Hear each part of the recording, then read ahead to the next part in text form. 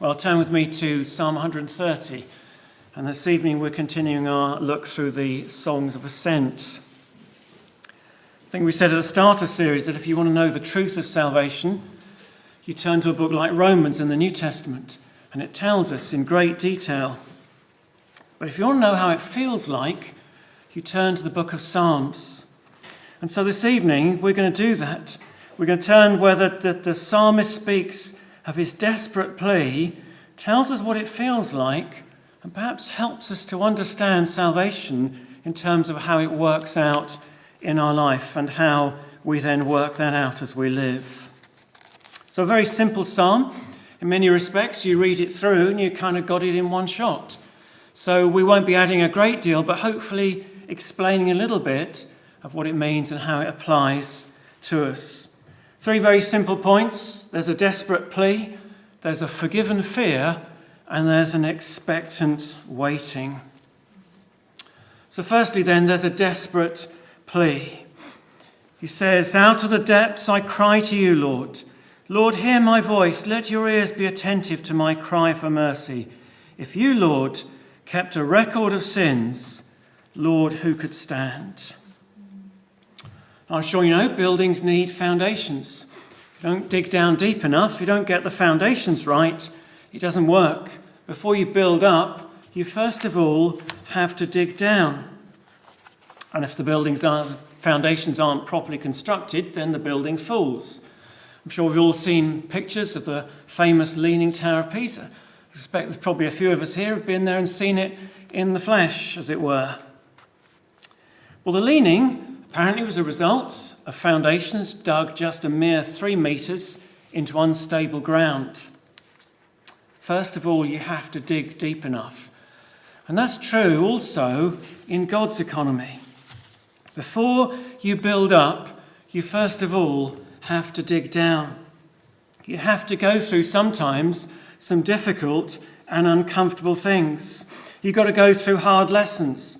At times it's hard, at times it's painful and distressing as you find out about yourself.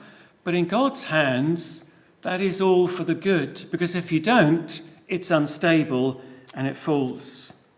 You see, if you don't dig down in the Christian life, then this is just all ultimately emotionalism. Or if you're a different type of temperament, it's all just ritual and routine. Church can become just friends and things that you might do in any sort of social club setting. And the building starts to kind of lean if you haven't got the right foundation. And so here the psalmist cries, he says, out of the depths I cry to you, O Lord. Out of the depths. I mean, that phrase just sums up so much just as you say it, doesn't it? And it's a common theme from the Psalms. You often find the psalmist in that place. He's in despair, he's in depression, he's struggling with doubt or difficulty. They're all there in the Psalms. You turn over page after page of the Psalms and you find that he's in that position. But there's something else here. He says in verse 3, if you, Lord, kept a record of sins. And it's clear that the psalmist is particularly struggling here with conviction. He's struggling under conviction. We've all probably seen in our tellies the recent spate of riots. They've all settled down now, but you remember seeing them and seeing how the police successfully used facial recognition software to identify people involved, and then they were fast-tracked through the justice system. People who thought they had the anonymity of the crowd suddenly found themselves highly exposed and found wanting. Well, God doesn't need facial recognition software. His eyes are everywhere. He sees every action, whether it's in public or whether it's hidden in private, or whether it's taken in individually or whether it's part of a crowd. He knows every thought. He sees every motive. He sees every desire. He knows it all. In Colossians 2, Paul talks about what he calls the charge of our legal indebtedness. That list of things, he says, that God sees, that God knows, that God has, if you like, ready. the things that we must one day face up to.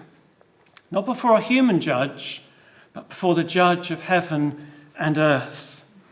And from what the psalmist describes here, it's a fearful place to be. Conviction. It's uncomfortable. It's unpleasant. It can be a dark and it can be a fearful place. The psalmist cries, he says, out of the depths to you. And because it's uncomfortable, many people try and bypass it. And even Christians sometimes try and bypass conviction. But we're told elsewhere that conviction is the work of the Holy Spirit. For example, we saw a couple of weeks ago, John 16, verse 8, where Jesus says, when he, that is the Spirit, comes, he will convict the world of sin. It's a mark of his work. It's something that he brings into hearts and to lives. Have I become a Christian? Am I truly converted? Do I really know? What do I look for? Well, part of what you look for is the evidence of the Spirit's work. And what the evidence he leaves behind is the work of conviction. You look for that sense of need before God, because without it, there is nothing. 1 John 1 verse 8 says, if we claim to be without sin, we deceive ourselves and the truth is not in us. If there's no conviction, if actually there's reasons for it, or actually it's what everybody does, or it's not really so bad, there's no conviction, he says, we deceive ourselves and the truth is not in us. The Spirit of God has yet to open our hearts and our eyes. So is this psalm just a psalm for people who haven't become Christians yet? If we're honest as Christians, we can find ourselves in the same place as the psalmist, crying out to God out of the depths. All sorts of things can unsettle us and make us question, where do I stand before God? Sometimes the things that you did decades ago can come back to you as if they were yesterday. And they're kind of there and you're thinking, well, are they really forgiven? Have they really been dealt with? Sometimes doubt can grip hold of you. And sometimes the devil whispers in your ear that you were never a Christian. You Christians don't think like that. Christians don't feel like that. And it's as if God's facial recognition software has phoned in on you and found you out of the crowd. And you're standing there about to be fast-tracked through God's justice system. Out of the depths, he says, I cry to you. But this isn't a psalm of despair. It's a psalm of hope. And even in those words, there is a sign and a sense of hope. Because the psalmist is crying out to God. And that, in a sense, is a sign of God's work. When we cry out to him, when we're starting to look to him, when we're starting to bring our need to him. Some use alcohol to numb the pain. Some use all sorts of escapism to try and escape from the emptiness and the void of life, and sometimes the conviction as we look at our own lives. But here the psalmist goes straight to God with the trust and the belief that he will answer him however he feels. And so he cries, let your ears be attentive to my cry for mercy. Just an aside, as we look at this, how much conviction do you need for faith to be real? It's a question that sometimes we think, and we get hung up because my experience isn't the same as somebody else's. I hear someone else give a testimony and think, well, mine wasn't like that. I think, well, have I got the real thing? When it appears someone labouring with great sense of conviction, and we can have a hang-up about it. And we ask the question, well, how much conviction is real? Well, essentially, you need to know enough about yourself to know that you need Christ. If you sense that, do you know that? Then you have enough conviction, because what then matters is what you do with it. If I sense that I need Christ, if I sense that I'm not right with God, I need to take it to him and to do something with it. And it's what you do with it, in turning it into seeking God, that really matters. So not how much you have, but whether you use it to turn and seek the Lord. Out of the depths I cry to you, he says. There's a desperate plea. But secondly, you see here, there's a forgiven fear. A forgiven fear. If you, Lord, kept a record of sins, Lord, who could stand? But there is forgiveness with you, therefore you are feared. Just in passing, it's worth noting you've got the 2011 NIV. It rather mangles the second part of verse 4.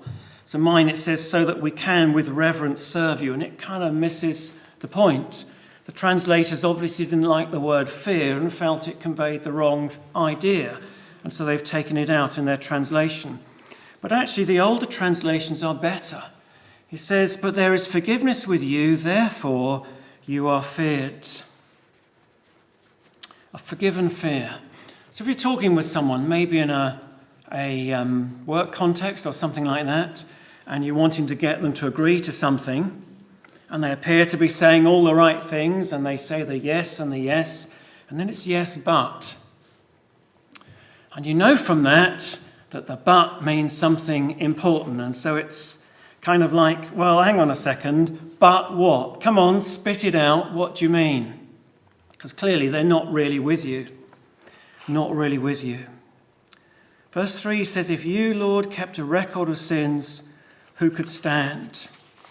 Older versions, we said, have this idea, if you should mark our iniquity, and that idea of mark means to preserve or to keep watch or to guard something. If you kept my sins on record, if you were to watch over it, if you were to preserve them on file, he says, Lord, who could stand? I'm done for. I have nothing that I could do to change it. But, he says, well, come on, spit it out, but what? See, but doesn't mean that what's been said before changes necessarily. It's still the same, but it changes the meaning of it. It puts it in a whole different perspective. And what went before has to be seen in the light of the but. But, he says, with you there is forgiveness. Yes, but. You don't want to know the yes part, you want to know the but part, because that tells you the real information.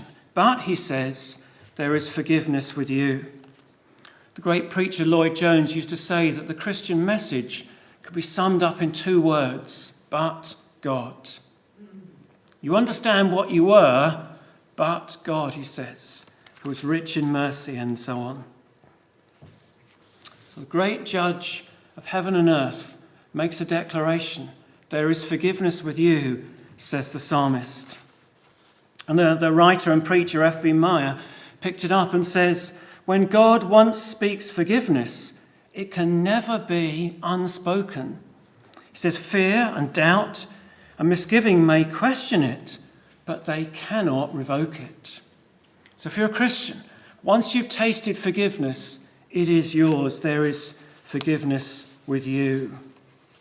The psalmist cried to God out of the depths. In other places in the Psalms, he describes being in a deep and slimy pit where there is no foothold. He can't get out of it. He's stuck, he's lost, he's helpless. He's helpless. But what we're being told here is that there is no pit so deep that God's love cannot reach deeper still. Just a word here about feelings. Some people get worried, troubled, and worried about feelings, and we doubt God's forgiveness because of the way that we feel. Well, the illustration often used is that of an engine pulling carriages. The engine is faith, and the carriages are feeling. And the engine of faith pulls the carriages of feeling behind it. And it's not the other way around. When feelings start to pull faith, you know you've got something the wrong way around. And so here, faith looks away from myself and looks up to God and says, you've said, but there is forgiveness with you. And I trust what you say. And in time, feelings come with it as we put our trust in what God has said. Martin Luther, as I expect probably you know from if you've read his biographies, various biographies, was prone to depression, particularly spiritual depression. And apparently one time his friend said to him, Martin, do you not believe the creed? And so Luther looks at him and says, well, what do you mean? And he says, well, the creed says, I believe in the forgiveness of sins. And Luther got the point. and took what he said as he placed his faith in God's forgiveness. The great preacher Spurgeon put it like this: "It may be you've sinned many times and grievously, but there is forgiveness. Though a child of God, you've gone far astray from him, but there is forgiveness. You've backslidden sadly and horribly, but there is forgiveness. The devil comes and howls on you and tells you that your doom is sealed and your damnation is sure, but there is forgiveness." In the New Testament, in the book of 1 John, John says, "My dear children, I write this to you so that you will not sin." See, sin is intolerable. Sin is unacceptable to God. He writes it so you will not sin, but he recognizes sin is inevitable. So he says, "But if anybody does sin, we have an advocate with the Father, Jesus Christ, the righteous one. He is the atoning sacrifice for our sins, and not only for ours, but also for the sins of the whole world." Sins of the whole world, he says. It's that big, says John. It can cover the sins of the whole world.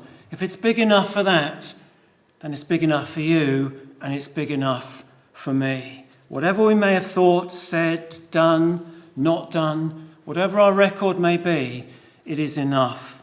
The cross was sufficient.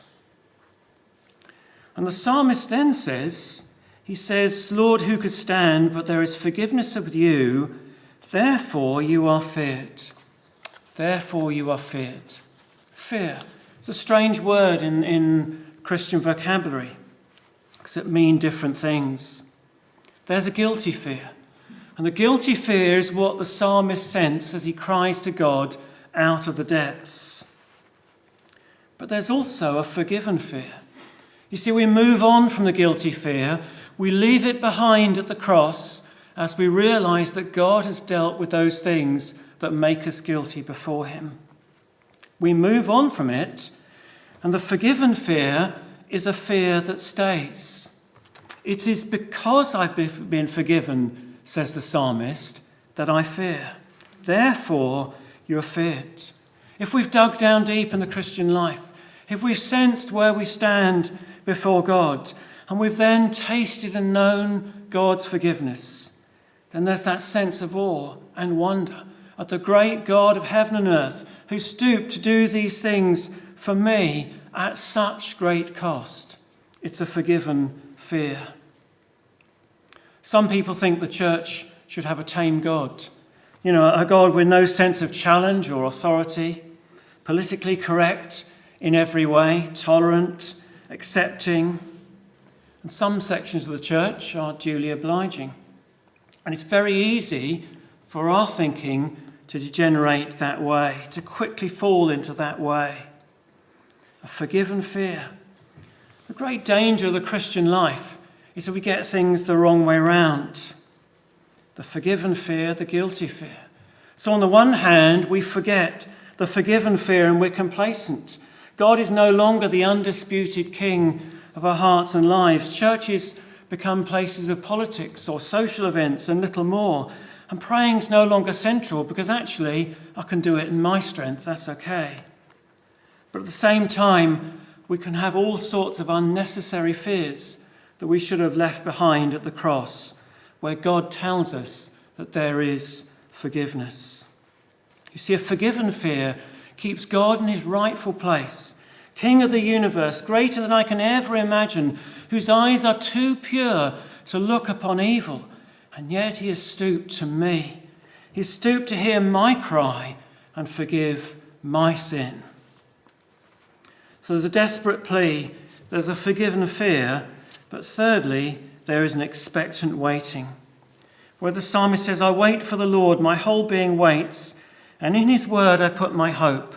I wait for the Lord more than watchmen wait for the morning, more than watchmen wait for the morning. O Israel, put your hope in the Lord, for with the Lord is unfailing love, and with him is full redemption. He himself will redeem Israel from all their sins." So the psalm starts out of the depths, and it ends on a note of hope. And as part of that hope, the psalmist talks about waiting for the Lord. He speaks first to himself in verses 5 and 6, and then he speaks to others in verses 7 and 8. So he probably must have been a preacher as part of his life. But there are recurring themes as you go through the songs of ascent, and in a sense this picks up a number of the themes that we've looked at already. Lift up your eyes, says the psalmist in so many places, and here the psalmist is effectively doing the same thing. We saw that in Psalm 121. We saw it in Psalm 123. Look beyond yourself, look up, lift your eyes up to the great God of heaven and earth. And so here, he's waiting for the Lord. He's lifting his eyes up to the Lord. He's not just waiting, but he's waiting for the Lord. He has his eyes of faith looking to the Lord. And waiting of itself is pointless. We need something to hope in. And so he says, and in his word I put my hope. I look to his promises. I trust in those promises that speak of forgiveness and love and compassion. And I wait for God to come true to his word that I know he will. And there's an expectancy in his waiting. Again, we saw that in Psalm 123, where we saw then that God's timetable so often isn't ours. In Psalm 123, the picture was a servant looking to his master, waiting. But here, it's the watchman waiting for the morning. You can kind of picture them, looking around on the city walls in the darkness of early morning, and they're scanning the horizon, looking for the first signs of dawn. See, the watchman doesn't doubt that the dawn will come. He simply looks and watches and waits for when it will come. And so it is with the psalmist, watching and waiting for God's help, seeking him, asking for him, trusting that God would bring his promised help.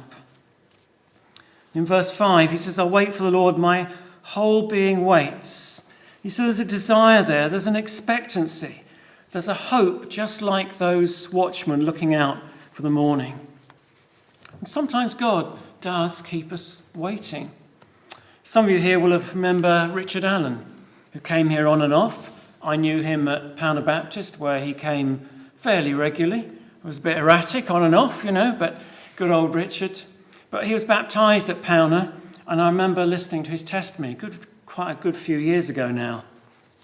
I have to confess I've forgotten a lot of the detail. But one thing sticks in my mind, that's about waiting. He came from a background of atheism, and yet he'd kind of reasoned and thought about it and come to that position where he believed there was a God and was starting to pray. And he said he got frustrated because God wouldn't take him. And he said, I'm here, Lord. I'm ready. Take me. And he said, as he looked back, he realized he had to learn that this was on God's terms and not upon his. And when he got to that point, he became a Christian and found Christ.